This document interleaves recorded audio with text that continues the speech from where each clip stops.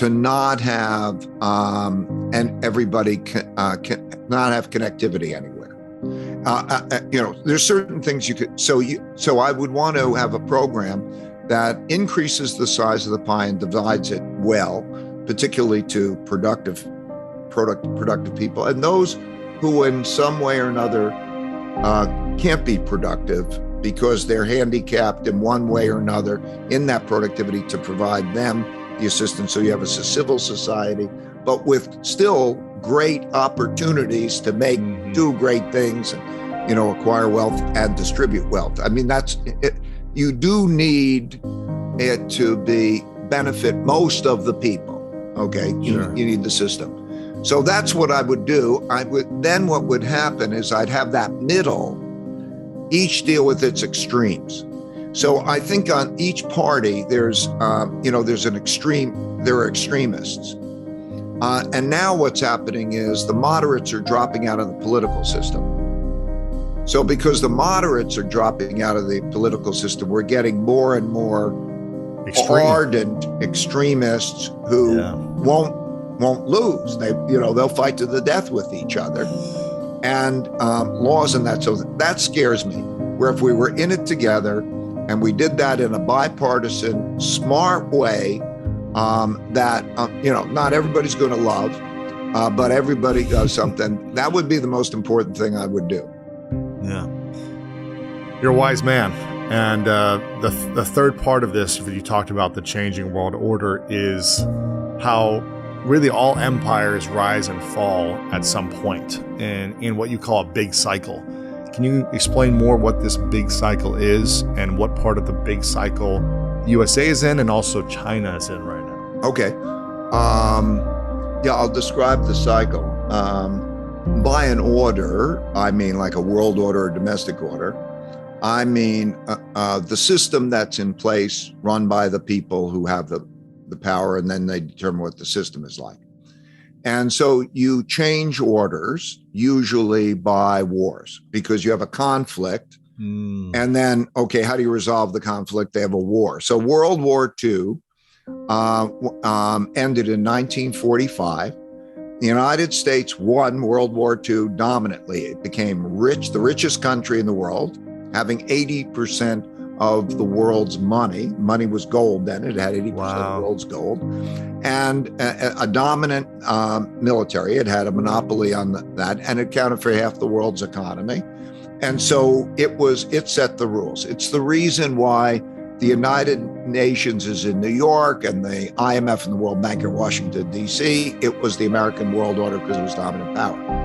Now, when you are in a dominant power, also these wars are sort of great equalizers. People come back from the war.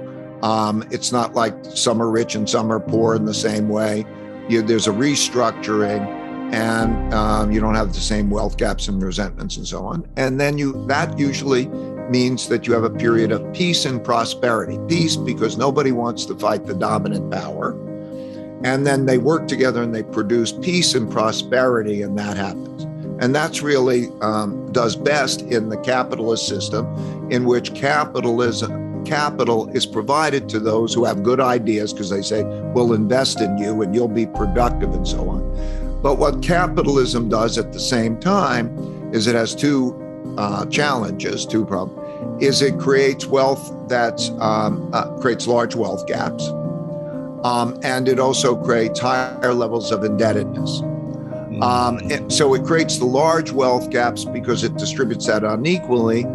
And then that can be self-perpetuating, because those who get power, like if you have more money, you can educate your children better than if you don't. The situation we're talking about in Connecticut, those parents are not going to be able to provide the education for the kids or the benefits that the others can. And so gradually you lose equal opportunity, and you produce wealth gap and you produce resentments. And you also then create larger amounts of debt quite often. That means that's a problem down the road. Now, what happens when you become the world's largest power, this is also always the case. It happened with the Dutch, it happened with the British. that because you're so powerful in production, you go all around the world and you are the largest trading country in the world. You get more exports than other countries, and more transactions are in your currency. And so everybody uses your currency, which becomes the world's reserve currency because everybody's using it. And because it's the world's currency, those want to save in it. And so different countries save in it, which means that they lend to you in it. And that increases your debt to foreigners because when they hold a bond or they hold cash in that, they're lending it to you to get the dollars back in the future. And so that is also one of the ingredients of making a top. There are the wealth gaps, there's that. And then there's also a change in generations and generation psychology. It's like the story of the three generations, from, whatever it is, from, rags to riches to rags again or something. The greatest generation, in a sense, are those who fought through the war, appreciate basic things, that kind of a thing. And then what happens is you become, when you're on top, you become more expensive and quite often more decadent. And what I mean by decadent, I mean that you might spend on things that are not good investments and don't last very long or whatever, for entertainment at the sake of buying. So, for example, in the United States, I remember when we had a per capita income, which was 40 times China's, and we started borrowing from China.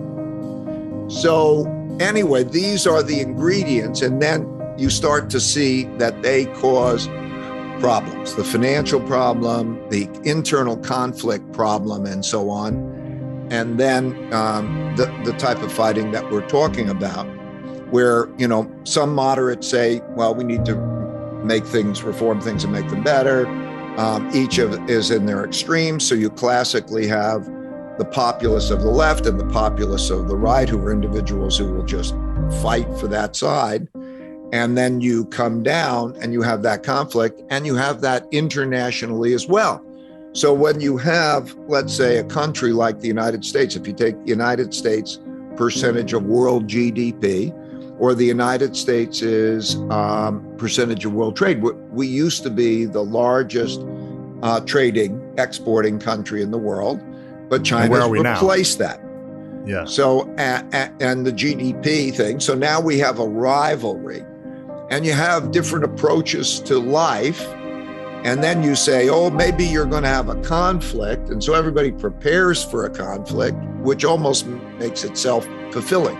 So when you have this dynamic, which we're seeing, the world starts to split because countries want to align themselves with who's going to help them financially or militarily. Mm-hmm. The ideology, if you look at history, has not been as much an important determinant. Let's say the United States and Saudi Arabia have been allies for a long time, having nothing to do with whether the system's democratic or not. It has to do with whether their interests are aligned. Mm-hmm. And those are economic and military. And so we're seeing, when I go around from country to country, and people say, okay, the leaders say, should I be on China's side or should I be in the United States' side, whichever? They say, well, if it's economic, China's more important to me. If it's military, the question is, will the United States be there when we need them to operate that way? And it's those kinds of calculations that produces the cycle that traditionally, unless you rectify it, like we all come back together again somehow and we're all good with each other, right, ends up causing the fight to find out who is more powerful.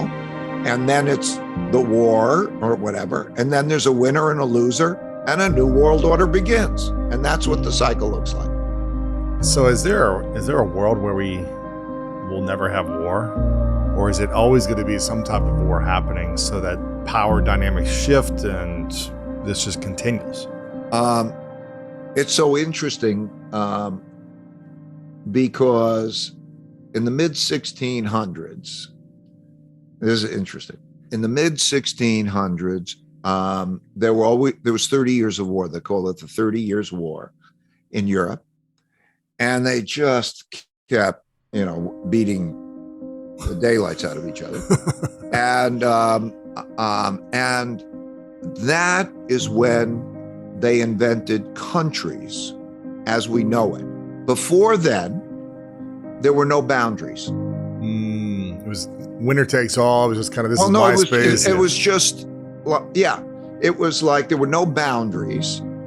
And what mattered was power. And if you wanted something that the other guy had, you'd go get it, and he'd do the same with you. And there was this constant fighting about things. And then in the 1600s, they were fighting about religion too. There's the religious Reformation and the others, which also had to do with power, because the church was powerful. But anyway, so they invented countries as we know it, with boundaries, and you determine what goes on in your borders and so on. And of course, and that reduced for the next 100 years. There were hardly any wars. Interesting. But they, when the time comes, there's no universal legal system. There's no universal policeman. So if you don't have a universal legal system, there have been attempts of that with the United Nations, or before that, the League of Nations. They attempted that, but power rules. And so you're going to have tests of power. It'll come down to tests of power. Right. You've come up with a template for assessing the health of a country and what leads them to success or failure. What are the main metrics that you've come up with to assess, and where's the USA at right now in that assessment? I want everything that I do to not be opinionated. I want everything that I do to take measurements of health. So, and there were 18 different measurements of health that you can see in the book. So you could look at it as a health indicator. And then you could see with those, like a health indicator, what does that create the next 10 years prognosis for that? Because if you're healthy,